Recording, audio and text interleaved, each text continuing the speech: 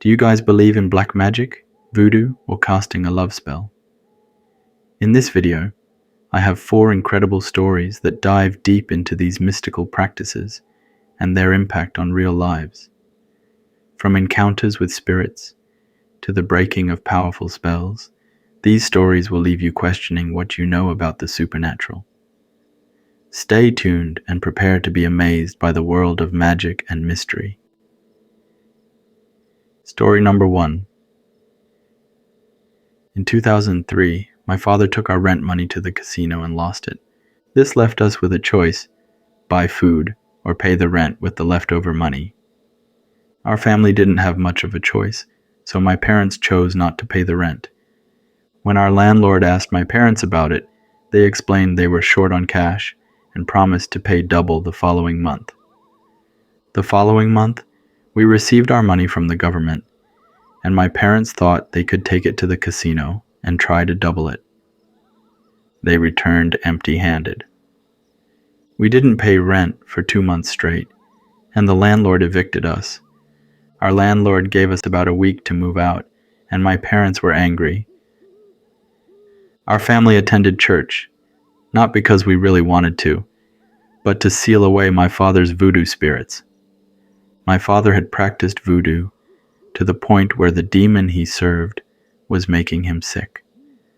By going to church, it was as if my father was hidden by God, and the demon couldn't find him. It was something like that. Before we moved out to live with one of our closest church members, my father reopened the gate to the spirits of his old voodoo in our house. My mother told him not to, but he was angry. She reminded him that the church and the pastor wouldn't want him to go back to that, as he would owe the voodoo spirit or demon something. When my father goes back to his old way and reconnect to his voodoo, he did a ritual. I heard my father say, "This house has no owner, so you must find someone to stay here forever, so that no one else can live here, and the landlord won't be able to find anyone to rent it," leaving him broke. We moved out of the house after my father did his thing. One reason we went to church was because of my father's voodoo spirits. He would send them to attack people or cause misfortune to families he disliked. In return, my father had to offer pig, goat, dog, or cow blood. Eventually, they or the spirits demanded human blood, which my father couldn't provide. That's when they came after him, causing pain and suffering, leading us to church. Shortly after moving in with our church member, one day my father went back to the old house to get the mails. As he was stepping down on the steps after retrieving the mails at the door, a car drove by and shot him twice in the chest. He fell and died on the steps. We lived in a bad neighborhood, but none of us kids were gang members. Even our next-door neighbors weren't involved in that kind of life. The shooting was confusing. I don't want to mention the name of the city we lived in because some might recognize us. The police investigated and said it was a case of mistaken identity. However, after my father died there, no one was able to live in that house. People often lived in it for a short period and then left. Nowadays, no one lives in that house, and it appears abandoned. Story number 2.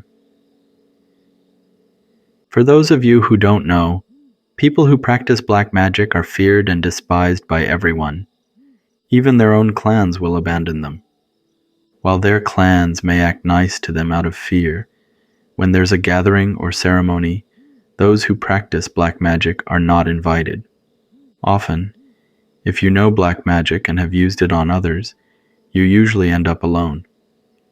In our situation, the reason our family went to church was because my father was a practitioner of black magic.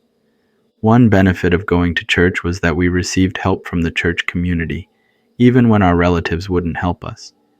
Additionally, people often assume that those who go to church don't practice black magic. However, my father used the church as a way to hide his true self. He continued to actively practice black magic and was capable of causing harm to others. In our house, there was a small room dedicated to my father's black magic practice. I only went there once when my father asked me to get him some water.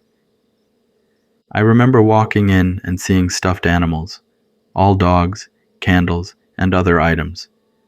For a while, my father didn't attack anyone. I guess he was just practicing to keep the demon from attacking him. It is believed that when you have black magic demons, you have to use them in order to satisfy them. If you don't use them to do evil deeds, they will turn against you. It's like you have to feed them bloods, or they will come for your own bloods. Problems began to arise when my pastor and his wife got a divorce, and a year later, my pastor married a much younger woman. I noticed my parents were always angry at each other, and we didn't know why. What's strange is that the church was constantly praying for my pastor's new wife. She came from our old culture and tradition and was trying to convert to Christianity, but she kept having bad dreams, and something would always come and sit on her or lie on top of her at night. Then one day, my father started to act crazy, and there were times when he would look for a knife. My mother would hide all the knives as my father got crazier. Eventually, we found my father one morning in his black magic room, and blood was everywhere. He had stabbed himself with scissors all over his body. Even during the investigation, the police ruled it a suicide. Years later, when my mother remarried and we continued to attend church and were baptized, she finally told us the truth. My mother had noticed that my father had used his black magic to project himself as a spirit to rape and sleep with the pastor's new wife. My mother knew this because she found a picture of the pastor's new wife in my father's black magic room. It was one of those studio pictures from back in the day. However, my father had cut out the pastor and left only his wife in the picture, so that his black magic spirits could find her. My mother said she didn't know what my father did, but his demons turned on him, and some of them had possessed his body. Sometimes my father would feel like they were poking him from the inside, and he would try to stab the demon with something sharp. Eventually, he ended up stabbing himself with scissors. Black magic is not something to be messed with. Story number 3. My father used to be a strong shaman a long time ago. However, due to the fact that he kept seeing dead relatives and spirits coming to him for help, he converted to Christianity so that the spirits couldn't find him under the umbrella of God. According to my father, if you help them once, they will continue to come and ask for help. After converting to Christianity, my father no longer saw spirits and was able to live a normal life. He still had all of his shamanic items, but they were put away inside a closet. One day, a relative of ours died of a heart attack, and my parents attended his funeral. This relative was very close to us. Shortly after the burial of our relative, I got into a fight at school with a guy who thought I liked his girlfriend. I had my own girlfriend, and it was his girlfriend who liked me and was a little too touchy with me in class. We got into a fight, and then 3 of his friends jumped in. I ran away into a biology lab, and when the 3 of them followed, the teacher called security, and we all got in trouble. After that, they started calling me a coward at school, and the guy I fought with would always say to me, "You will see. Someone in your family will die. You will see." It was scary because I didn't know if they were planning to attack me and my family. I tried to avoid trouble with them, but they kept bringing me trouble. One Friday night, I was home talking on the phone with my girlfriend when I felt like someone had driven a sharp rod into my right foot, slowly piercing up to my thigh. I was in a lot of pain. I thought it was just a muscle spasm, so I told my girlfriend, and we hung up. I limped into the living room and told my mother that I thought I had a really bad muscle spasm. My mother told me to sit down, and she would look at my leg. My father, an old shaman, must have sensed something because even though he hadn't practiced in a long time, he still had his shamanic guides. We prayed and even called our pastor to help pray for me, but the sharp pain was piercing all the way up to my belly button. No matter what we did, I didn't feel any better, so my mother suggested we call 911 and take me to the hospital. However, my father probably knew something, so he said not to call 911. My father took out a red cloth, soaked it with water, squeezed out the excess, and then warmed it over the flame of our stove. He brought it over and wiped from my belly button down to my feet a few times, and the pain was gone. My father went to my bed and performed some kind of black magic. Then he said, "Brother Zhang, if you haven't left yet, please come and sleep here in my son's place, and whatever they send to you, please take it back to them." The one my father called Brother Zhang was our relative who had just passed away. That night, my father told me not to sleep in my bed and to go sleep with my younger brother, so I did. After that, nothing happened.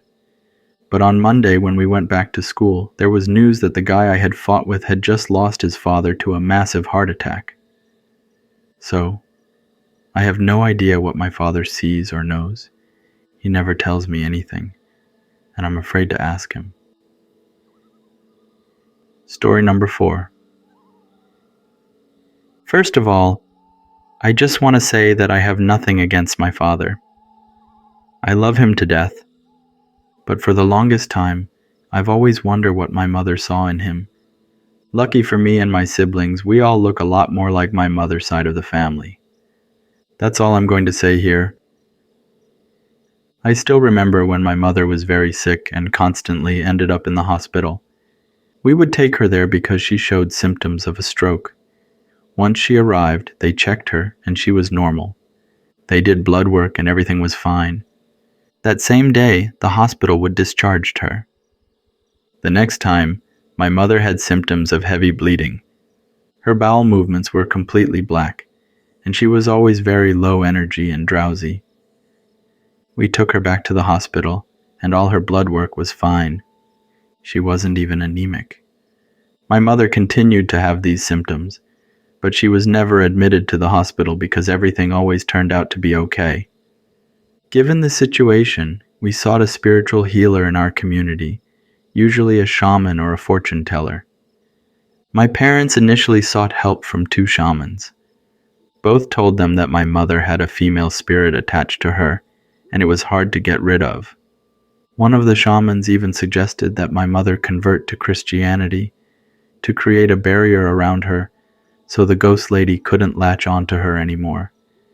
However, the problem was that my father refused to let my mother convert to Christianity due to rumors that people would turn off the lights in the church and have sex with whoever they could grab.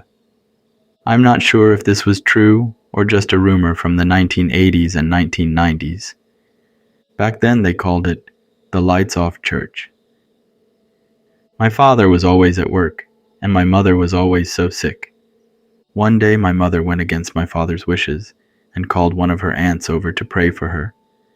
Her aunt was a strong Christian lady. We didn't know about this because we were all at school and only my mother was home.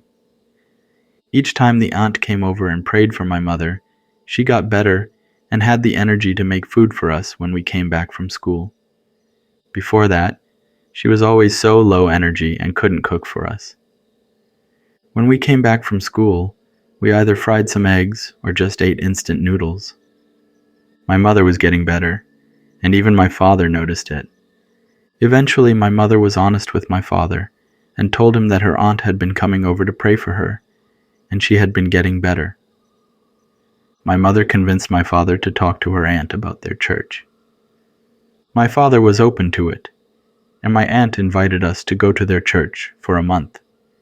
If we didn't like it, we didn't have to go. We decided to go with my aunt to their church, and it turned out that the people were very nice. They did not turn off the lights and have sex with each other. It was a pleasant experience. Therefore, we converted to Christianity, and my mother got better. Eventually, she returned to normal. However, my parents started to fight and argue about every little thing.